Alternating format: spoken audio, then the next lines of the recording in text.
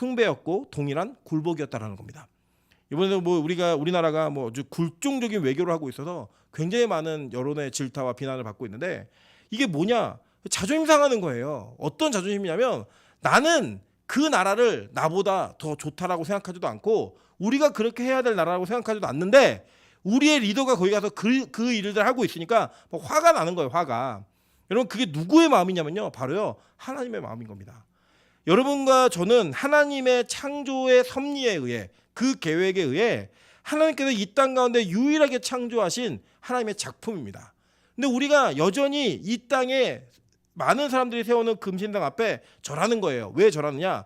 그 금신상을 만들어낸 사람이 나보다 큰가 작은가 이것을 잣대를 평가하고 바라보면서 나보다 큰 자가 만든 금신상 앞에 우리는 처절하게 굴복하는 겁니다.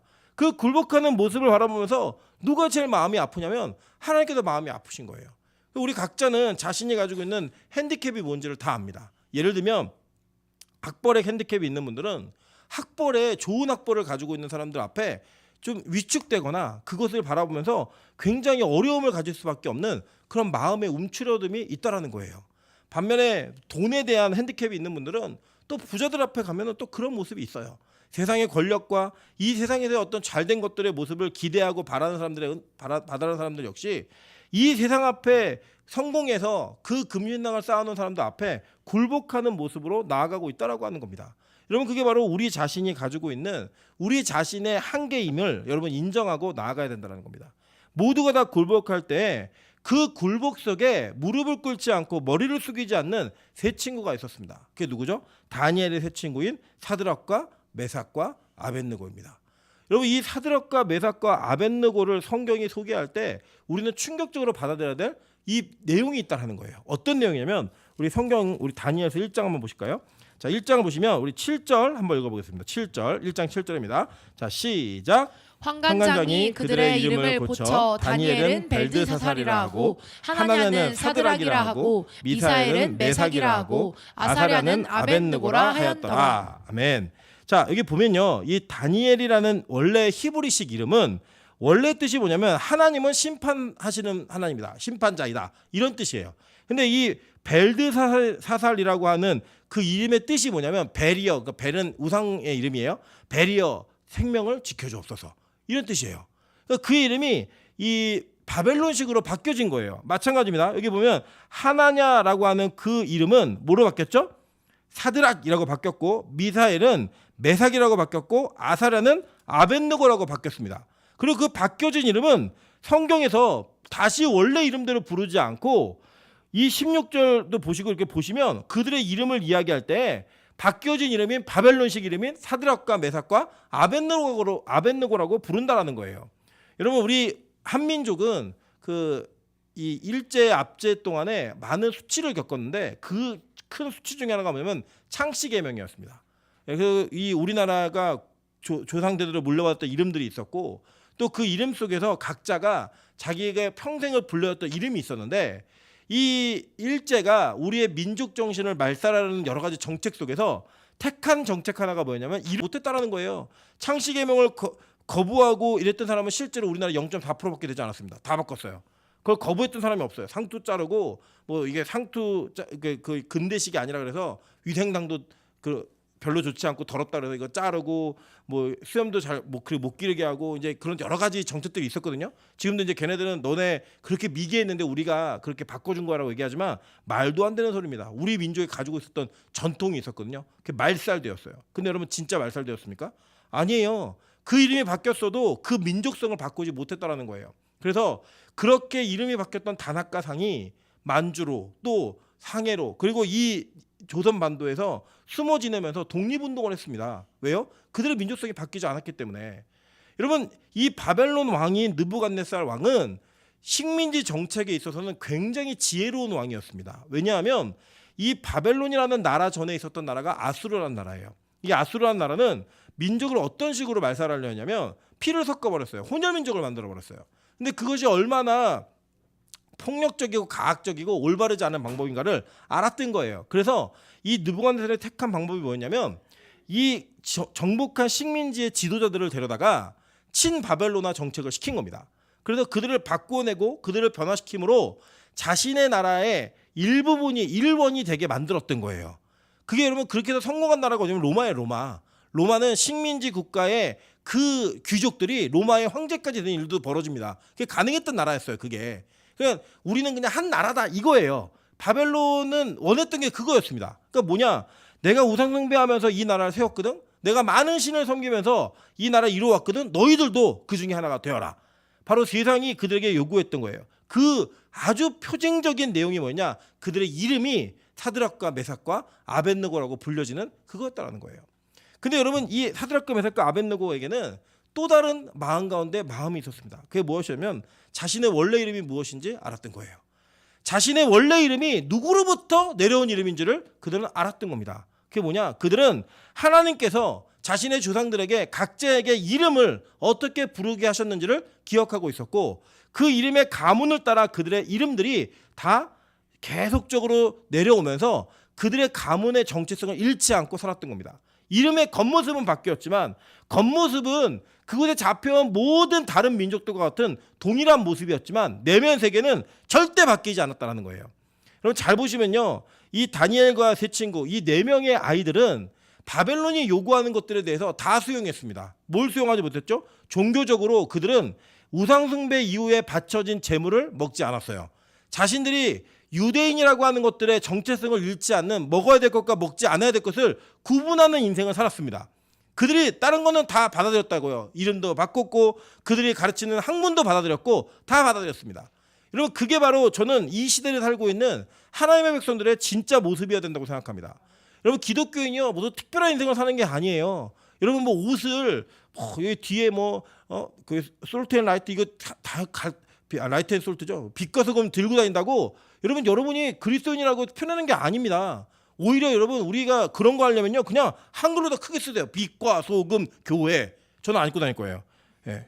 너무 촌스러우니까.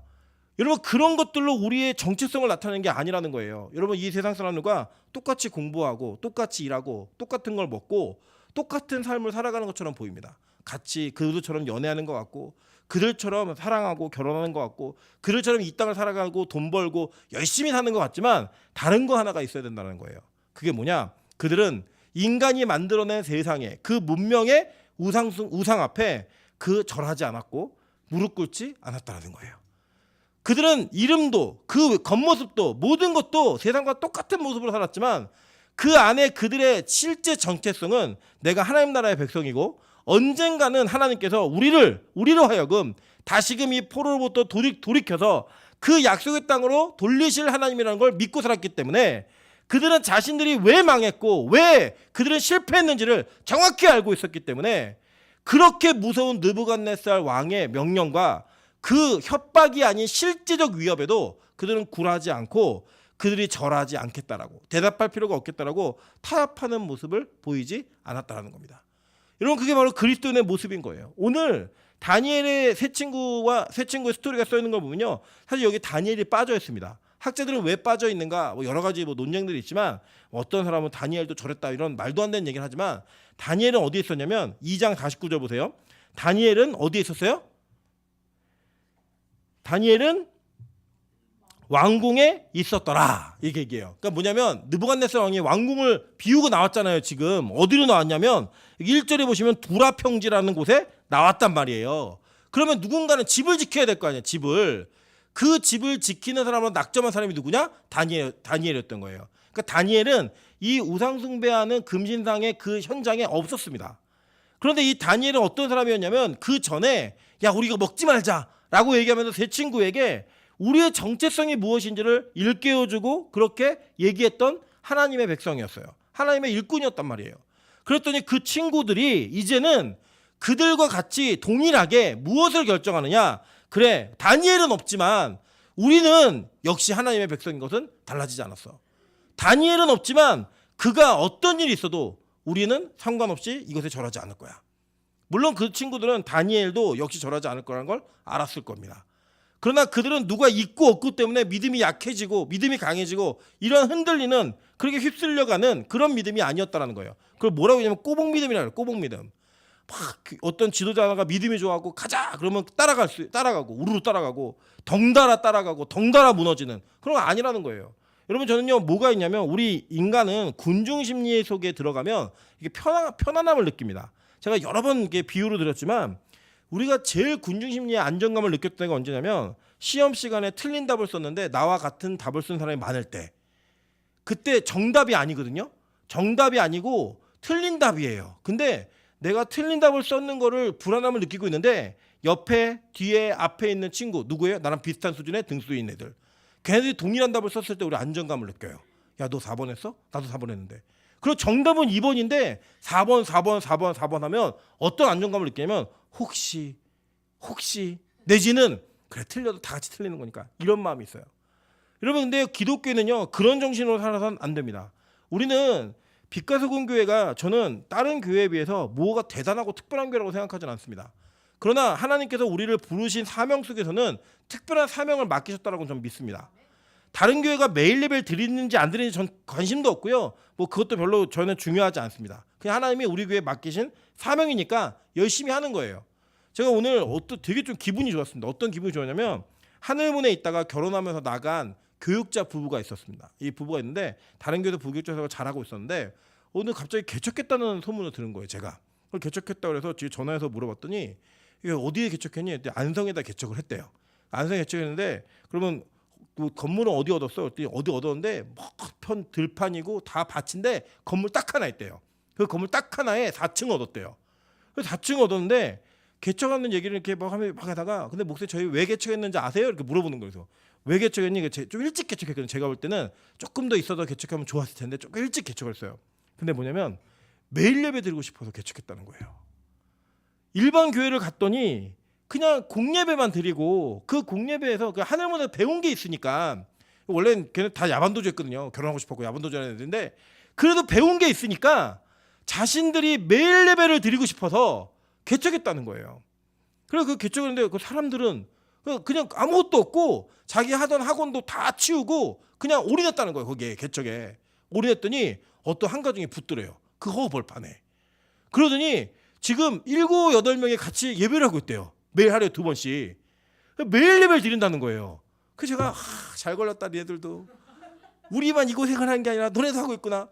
그 매일 8시에 매일 예배를 드리는 거예요. 매일. 그럼 하는 얘기가 뭐냐면 목사님 이 허허벌판에 무인도 같은 데 있으니까 너무 좋아요. 음악을 크게 틀어도요. 어떻게 시끄럽게 해도 아무도 상관하지 않아요. 전도는 그때 전도 안 하기로 했대요. 예배 드리다 보면 하나님 사람 붙여준다고. 제가 그랬습니다. 그래 그거 가능해. 우리 교회도 그랬어. 하나님이 보낼 자를 보내실 거야. 한번 열심히 달려보자. 제가 그래서 창립 예배가 4월 30일 그 경이래요. 근데 추석하면 부활절이 이 4월 첫 주더라고요. 저희 교회가. 그래서 저희 교회가 제 감동이 오는 거예요. 감동이. 아직 결정 안 했지만 더 기도해 봐야겠지만 하나님 그 교회를 축복해 주시면 좋겠습니다. 근데 진짜 까마귀들이 그렇게 날라와가지고 진짜 까마귀 말고요.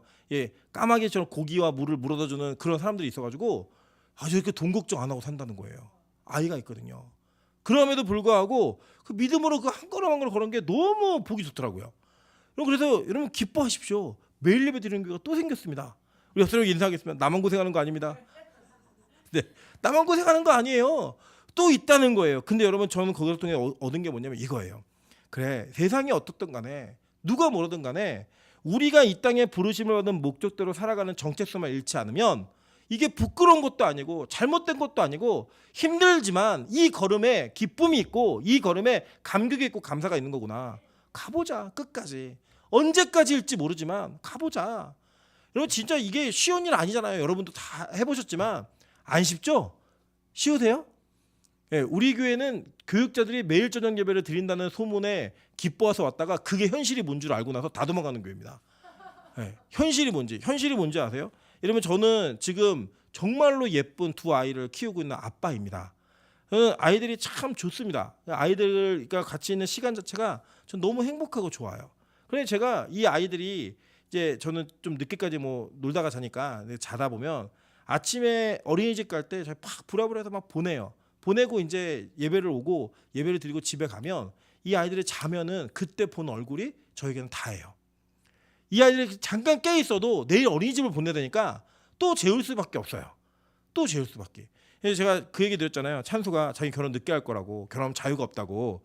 근데 왜 자유가 없는지를 물어봤더니 이렇게 얘기하더라고요. 그러니까 엄마가 물었어요. 엄마가 자유가 없는 것 같아? 아빠가 자유가 없는 것 같아? 아빠가 자유가 없대요. 왜 그렇게 생각해? 했더니 아빠는 항상 설교 준비해야 되잖아. 이렇게 얘기하는 거예요. 그러니까 벌써 이 7살짜리 아이에게 아빠가 자기랑 시간을 보낼 수 없는 이유가 설교 준비를 해야 된다는 게 그 아이에게 인식이 되어 있는 거예요. 여러분 그게 뭐 저는 사실 제가 그렇게 컸기 때문에 이 자체가 막 슬프거나 막 눈물 나는 심파극은 아니에요. 그런데 그게 아버지로서는 굉장히 미안한 이야기입니다. 그리고 저희 아내에게도 굉장히 미안한 이야기예요. 그러니까 저희 아내는 그 세상 일을, 그러니까 교회 일이 아니라는 이유 때문에 육아와 자신의 일을 같이 해야 되는 영역이 있고, 저는 그냥 교회 일이라는 명분 때문에 이것으로부터 자유함이 저에게 있거든요. 저에게 허락을 해주고, 그게 바로 제가 이 매일 예배 드리면서 그 아쉬운 부분이에요. 아이들이 클 때 많은 시간을 같이 보내지 못하는 거. 그럼에도 불구하고 저는요 뭘 믿냐면, 저희 어머니와 아버지께서 그렇게 사셨을 때 하나님이 저희 남매를 키워준 걸 전 믿어요. 제가 그걸 경험했거든요. 그래서 저는 지금도 믿습니다. 제가 그렇게 살면 저희 아이 둘을 하나님께 책임질 거로 전 믿어요. 네, 내가 금이와 오기와 키우는 것보다 하나님의 손에 맡겼을 때 더 세심한 손길로 더 놀라운 능력으로 하나님 채우실 걸 전 진짜 믿습니다. 그래서 저는 그 시간을 하나님께 투자하는 거예요. 제가 가정을 내팽개쳤거나 가정을 돌보지 않는, 그리고 그 가정에 관심이 없는 무관심한 아빠가 아니라 오히려 저는 이 아이들을 더 사랑하는 것을 어머니로부터 배워서 진짜 사랑하는 게 뭔지를 알고 가는 길을 가는 거예요. 그래서 저는 여러분에게도 동일하게 권면하고 이야기합니다. 여러분 매일 예배가, 그리고 하나님 앞에 드리는 예배가 여러분의 시간과 여러분의 노력과 모든 것들에 다 무리가 되고 힘이 된다는 거 알고 있습니다. 모르지 않아요. 알면서 모르는 척하는 게 더 힘들어요, 사실은요. 그럼에도 불구하고 제가 왜 여러분에게 이 교회 가운데 이 매일 예배가 세워져야 된다고 말씀드리고 있는지 아십니까? 저는 그 예배를 통해 받는 복이 얼마나 크고 놀라운지를 경험했기 때문에 여러분에게 이 교회가 그 예배의 축복을 동일하게 경험하기를 소망하는 거예요. 그리고 그 사명을 우리에게 맡기셨기 때문에 그냥 그 길을 가는 거예요. 저는 그걸 믿습니다. 그래서 이 아이들 하나 키우실 거 전 진짜 믿어요. 이 아이들에게 나중에 그런 믿음이 생길 거예요. 우리 엄마 우리 아빠 매일 예배 드렸는데, 우리 부모님들 매일 예배 드렸는데, 그래서 그 여러분이 하나님 앞에 부르심 받는 그 빈자리를 저는 아이들이 채울 거라고 믿어요. 여기 수아 찬수 얘네들 와가지고 저기 올라간다고 걱정하지 마세요. 어차피 방송에 가서 봉사할 애들이에요. 미리 가서 경험하는 거예요. 미리 가서 경험하는 거예요. 애들 강대상 올라간다고 뭐라 하지 마세요. 어떻게 알아요? 우리가 찬수 설교 듣고 호비리 설교 들으면서 은혜 받을지. 아무도 모르는 일이잖아요. 미리 경험해 보는 거예요. 미리. 저는 그러한 일들이 이 교회 안에 있어야 된다는 거예요. 여러분 잘 보세요. 다니엘과 사드락과 메삭과 아벳느고는요, 그들은 이 나라가 가지고 있었던 신앙 교육이 완전히 무너져서 그들 모두가 다 우상 숭배 앞에 처절하게 무너진 채로 포로로 끌려간 벌을 받은 애들이에요. 근데 그들은 자신의 부모들이 그 죄를 지어서 자신의 나라가 망했다는 걸 알았어요. 그리고 그들에게 율법을 가르쳤던 사람은 다른 사람 아니에요. 부모였어요. 부모가 그들에게 율법을 가르쳤습니다. 지도자였던 부모 세대가 얼마나 이 나라를 범죄하게 했는지를 그들은 눈으로 보았고, 그 범죄의 결과가 자신들이 포로로 끌려왔다는 걸 알고 있었어요. 그러나 그들에게 뭐가 있었느냐? 부모가, 어머니가, 아버지가 가르쳐준 율법이 있었던 거예요. 말씀이 있었던 거예요. 그래서 그들은 무엇을 먹어야 될지, 무엇을 먹지 말아야 될지를 알고 있었어요. 누구 앞에 절해야 되고 누구 앞에 무릎 꿇어야 될지를 알고 있었어요.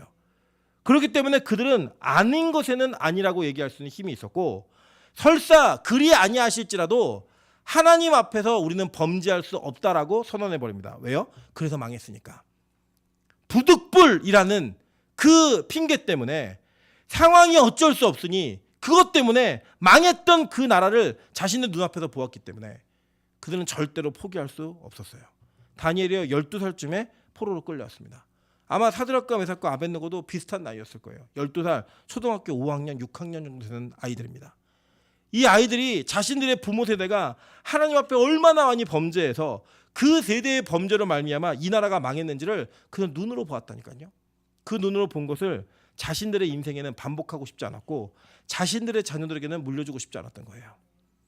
그래서 그들은 자신의 인생에 어떠한 위협과 어려움이 있다 할지라도 다시는 내가 우상 앞에 무릎 꿇지 않는다 결정한 거예요. 저는 제가 뭐 우리 교회가 대단한 교회고 대단한 목사라고 생각하지 않습니다. 저와 여러분이 얘기하고 말하고 예배드리는 것들 세상에서 한국교회에서 알아주지도 않을 겁니다. 그러나 저는 여전히 오늘도 한국교회를 향해 외치는 말씀을 선포합니다. 왠지 아십니까? 그렇게라도 누군가 이 복음을 지켜야 된다고 믿기 때문입니다. 그렇게라도 누군가는 이 한국교회가 당하고 있는 수치를 눈으로 보고 앞으로 다시 이 수치를 반복하지 않아야 된다고 믿기 때문입니다. 여러분, 앞으로 제 예상에는 상당히 오랜 기간 동안 한국교회는 너무너무 어려운 시기를 겪을 거라고 생각합니다. 교회가 무너지고 교회가 조롱받고 교회가 올바르게 서지 못하는 그 모습 속에서 이제는 기독교인이라고 말하는 것 자체가 여러분의 일생과 사회생활에 핸디캡을 주게 만드는 그런 어려움이 여러분 앞에 있을 겁니다. 이 건물을 들어올 때 교회로 가는 것처럼 보이는 4층 버튼을 누르는 그 버튼을 누를 때 사람들이 바라보는 눈빛이 여러분을 조롱하고 여러분을 비난하고 여러분을 정말 조소하는 모습으로 쳐다보고 있다는 걸 여러분 느끼실 수밖에 없습니다. 여러분 그 경험해보고 싶으시면 오늘처럼 예배드릴 때 저 앞에 의자에 한번 앉아 계셔 보세요. 아이들이 뭐라고 얘기하는가. 화장실 그 변기에 앉아서 아이들이 뭐라고 얘기하는가를 좀 들어보세요. 그럼 뭐 여지없이 우리가 그 문 열고 나오면 민망할 수밖에 없는 이야기들이 오고 갑니다. 사이비야, 미친 사람들 같아. 뭐 미친 사람들 이것도 좀 경하고요. 그냥 저는 제가 들었던 건 날 것이었어요. 그냥 미친 X들이야, 미친 뭐뭐들이야. 그게 이제는 공식적으로 공공하게 이야기해도 어렵지 않은 시대가 올 겁니다. 왜 그렇죠? 저는요, 우리가 복음이라고 하는 단어는 많이 사용했지만 복음이라는 내용이 무엇인지를 제대로 가르치지 않았기 때문입니다. 여전히 그들은 이 바벨론의 금신상 앞에 절할 수밖에 없었던 자신들의 금신상이 자신의 나라에, 자신의 안에 여전히 소유하고 있었기 때문입니다. 여러분 얼마나 위험이 있었을까요? 이 크기를 그대로 하면요, 높이는 27m, 그러니까 약 12층 정도 되는 아파트, 그 정도 되는 높이의 이 금신상, 그리고 이 너비는 2.7m입니다. 그 정도는 금신상이 서 있는 거예요. 그리고 좌우로 그 바벨론의 군대가 칼과 창을 들고 도열해 있으면서 누구든지 여기에서 절하지 않으면 다 풀무불에 던져 죽여버릴 거야 라고 얘기했을 때 여러분 거기에서 왕이여 대답할 필요 없이요, 우리가 못합니다 라고 얘기할 수 있을까요?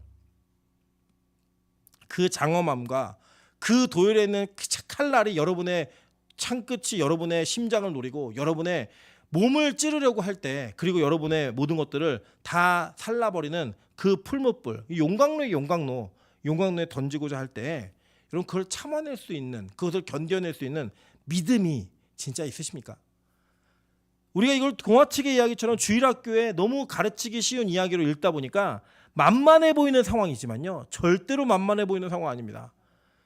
그 사람이 만들어낸 건축물이 얼마나 위험을 주고 있는지. 그럼 마천루 보셨죠? 마천루 높은 빌딩, 높은 것들이 많이 서 있는 그런, 제가 얘기했잖아요. 뉴욕에 맨하탄에 딱 갔는데 제가 촌놈이더라니까요. 그 마천루가 엄청 높은 건물들이 너무 많이 있으니까 제가 와 하고 다니더라고요. 저 63빌딩 봤거든요. 예. 그럼에도 불구하고 그렇게 다니더라고요. 그런 모습으로 세상 앞에 굴복할 수밖에 없는 그 안에서 자신의 무릎을 꿇지 않을 수 있는 하나님의 정체성, 그게 있을까요? 저는 이 친구들이 참 대단한 친구들이라고 생각합니다. 뭐였냐면요, 믿음을 주고받은 거예요. 야, 내가 이 믿음인데 너 볼래? 보여주니까요, 그래 나도 이 믿음 있어. 또 보여준 거예요.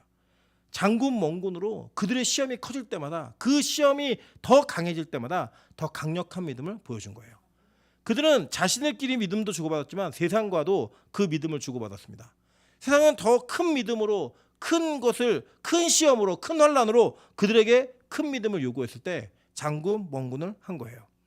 여러분, 저는 우리 빛가서공교회가 주거니 받거니 하는 믿음 있길 소망합니다. 교우들끼리는 더 큰 믿음의 영향력을 줄 수 있어야 하고, 세상과에서는 그들이 가지고 있는 창끝이 날카로우면 날카로울수록 우리는 더 견고하고 견실한 방패를 들어야 합니다. 그들의 방패가 견고하고 견실한 만큼 우리는 더 날카롭고 예리한 창끝으로 그들의 방패를 부셔버려야 됩니다. 그렇게 주고받아야 하지만 이 땅을 살아가는 그 치열함 속에 여러분의 신앙이 무너지지 않을 수 있다는 거예요. 제가 어제 저희 아내랑 잠깐 대화하다 이런 얘기했습니다. 저희 아내가 아직도 성숙하지 못한 믿음의 걸음 속에 무슨 얘기를 하는 얘기들을 들어보면 어떤 얘기들이 있냐면, 자꾸 자신의 일과 하나님의 일을 구분하는 거예요. 이건 세상의 일이고 이거 하나님의 일인데 내가 예배를 못 드리니까 너무 힘들어 이렇게 얘기하지만 아니에요, 여러분. 하나님은요, 여러분이 이 땅에 사는 모든 일들을 다 하나님의 일들로 여기시는 분입니다. 여러분이 각처에서 무슨 일을 하든 간에 여러분의 그 영역 속에 하나님은 여러분을 보내신 사명을 가지고 여러분에게 사명을 지어서 여러분 그들 보내신 거예요. 내가 직장에서 학생으로 모두 하는 그것이 다 하나님의 일입니다. 그 하나님의 일을 하시되 뭘 하지 않아야 되느냐? 우상 앞에 무릎 꿇지 않아야 되는 거예요. 금신상 앞에 머리를 조아리지 않아야 되는 거예요. 그것만 있으면 뭘 하셔도 괜찮아요. 그것만 있으면 그 어떤 것도 여러분에게 해가 되지 않습니다. 왜냐? 나는 언제든지 하나님 앞에만 무릎 꿇을 수 있는 사람이기 때문에, 나는 어떤 환경 속에서도 하나님만을 바라볼 수 있는 사람이기 때문에, 그리고 그게 아닐지라도 난 다시 죄짓지 않아. 이유는 딱 하나. 우리나라 망하는 거 내가 봤거든. 우리 집 망하는 거 봤거든. 우리 가문 망하는 거 봤거든. 그러니까 더 이상 그에게는 더 이상의 범죄는 없는 거예요. 새 친구들이 풀무불에 던져집니다. 하나님은 좀 놀랍게, 그리고 또 드라마틱하게 이 느부갓네살의 마음을 감동시키셔서 얘는 진짜네, 야 얘네는 좀 봐줘, 이러면 얼마나 좋아요, 그죠? 그런데 하나님은요 그렇게 하지 않으시더라는 거예요. 오히려 이 느부갓네살이 폭발했습니다. 그래? 너희 내가 누군지 알아? 포로로 끌려온 주제. 그리고 그들을 다 풀무불에 던져버렸어요. 근데 놀라운 일이 벌어집니다. 그 풀무불 속에 누가 있느냐? 신의 아들의 형상. 누구예요? 예수 그리스도가 그곳에 있는 거예요. 이 세상의 풀무불과 같은 이 세상을 살아갈 때 저와 여러분의 이 옆을 지키시는 분이 누군지 아세요? 바로 예수 그리스도인 거예요.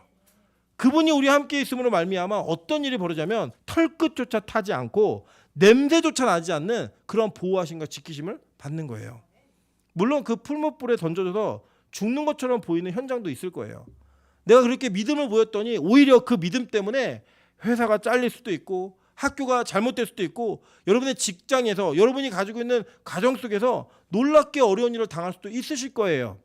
그러나 중요한 건 이 하나님의 메시지는, 이 역사적 사건은 하나님께서 약속하신 이 전체 하나님의 완성이 요한계시록에 반복되고 있다는 거예요. 여러분 아시잖아요. 요한계시록에 얼마나 이 땅에 용이 내려와서 권세를 잡은 짐승들이 인간들을 괴롭히고 예수 믿는 사람들을, 교회를 괴롭히는지 보셨잖아요. 근데 그 가운데 하나님은 지키시는 거예요. 지옥과 같은 풀무불에 던져질 때 거기서 우리를 타지 않게 지키셔서 그대로 우리를 올리시는 거예요. 여러분 명심하십시오. 여러분은 중립적인 존재로 태어난 사람들이 아닙니다. 천국에 갈지 지옥에 갈지 천국과 지옥의 가운데서 태어난 분들이 아니에요. 우리는 지옥의 백성으로 태어난 자들입니다. 우리는 태생이 그렇게 지옥의 백성임을 부인할 수 없는 자들이에요. 근데 그 우리를 하나님의 아들인 예수 그리스도가 우리를 붙드시고 지키심으로 말미암아 그 풀무불과 같은 지옥에서 우리를 건져 올리셨어요. 그게 뭐냐? 구원입니다. 그게 뭐냐? 믿음이에요. 저는 진짜 믿음이 무엇인가, 진짜 믿음의 실체가 무엇인가에 대한 고민을 참 많이 했습니다. 왜냐하면요, 저는 어렸을 때부터 목사의 아들로 태어나 매일 예배드리는 교회를 거치면서 제 안에 제가 이해할 수 없는 수많은 기적과 이적들을 경험을 했습니다. 제가 손을 대며 손을 대었던 자리에 그 부위가 시커멓게 멍이 들어서 그 병이 낫는 일도 체험을 했고, 제가 저 사람 방언 받을 것 같은데 가서 그 손을 대면 방언이 터지기도 하고, 엄마 저 사람 기도해줘, 저 사람 방언 터져. 그럼 그때는 제가 방언 터지는 것도 봤어요. 저는 제가 왜 그랬는지 모르겠어요. 그게 제가 5살 때부터 초등학교 때 있었던 일이에요. 다. 저는 제 인생에 하나님을 부인할 수 없는 여러 가지 일들을 경험하고 이적을 경험했는데, 제가 이 세상에 들어갔을 때 우상 앞에 절하고 있더라고요. 저는 그 기적이 능력인 줄 알았고 그 은사가 저의 믿음의 수준인 줄 알았는데 아니더라고요. 저의 믿음의 수준은 세상에 제가 원하고 제가 기대하는 것들이 어떻게 이루어질까를 고대하면서 그것을 이룬 사람들을 쫓아내면서 배우고 싶었고, 그 사람들을 닮고 싶었고, 그들이 하는 것들을 그대로 따라하면서 저의 왕국을 창설하고 그 왕국을 세우는 것에 열심을 다했던 사람이었습니다. 하나님이 그렇게 우상 앞에 절하고 있는 저를 불쌍히 여기셔서 그게 아니라는 것을 우상으로 깨닫게 하셨어요. 그 우상이 저를 때리더라고요. 그 우상 때문에 제가 망하더라고요. 그러고 난 다음에 하나님이 저를 다시 세우실 때는 제가 다시 고민하게 된 것은 진짜 믿음이 무엇인가요? 진짜 믿음이 무엇인가요? 여러분 가끔 저희 청년들도 그러고 우리 권사님도 그런 얘기 하시더라고요. 설교 듣다 보면 내 믿음이 가짜인가? 의심하게 된다고. 의심하십시오. 하셔야 됩니다. 왠지 아세요? 만약에 진짜 주님이 다시 오셨을 때 여러분 가짜로 하면 어떻게 하실 건데요? 이 땅에는 기회가 있거든요. 아직 교회에서는 기회가 있어요. 내가 진짜인지 가짜인지를 검증할 수 있는 기회가 있는데 내 믿음이 진짜라고 믿고 있다가 주님 다시 오시는 그날에 여러분 믿음 가짜라고 주님이 평가하시면 여러분 어떻게 하실 건데요? 그때는 더 기회가 없습니다. 그래서 지금 하셔야 돼요. 목사다, 장로다, 권사다, 집사다 무슨 의미가 있죠? 직분으로 구원받나요? 아니거든요. 저도 저를 모르겠는데요. 저는 오늘도 싸웁니다. 매일 싸우는 거예요. 매일 내가 얼마나 큰 죄인인지, 그리고 내가 그 죄 가운데서 하나님을 의지하고 바라보고 있는지, 위장하고 숨기는 게 아니라 제 모습 그대로가 저임을 인정하고 그 가운데 나의 유일한 소망이 예수 그리스도라는 걸 붙드는 거예요. 여러분 다윗이요, 다윗의 인생이 하나님 마음에 합한 자라고요? 여러분 그 인생을 인정하실 수 있겠습니까?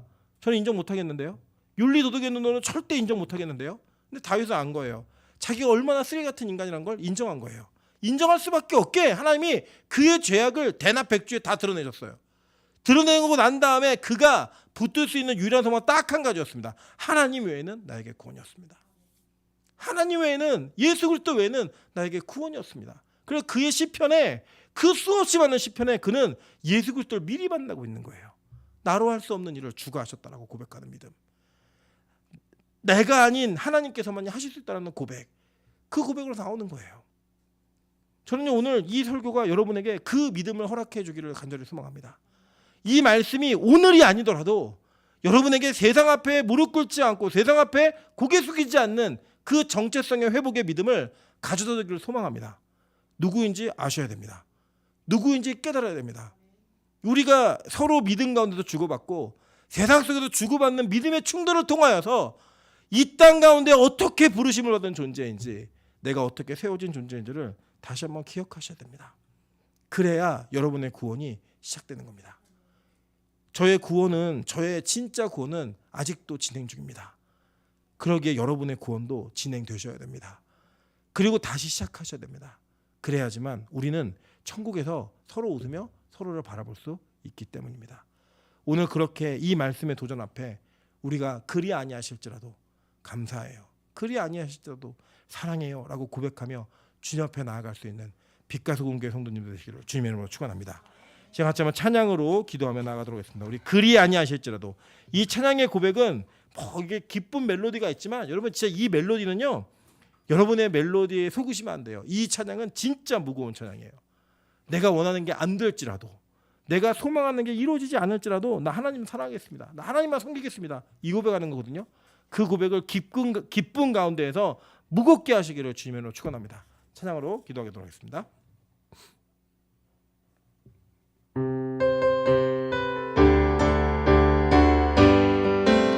그리 아니하실지라도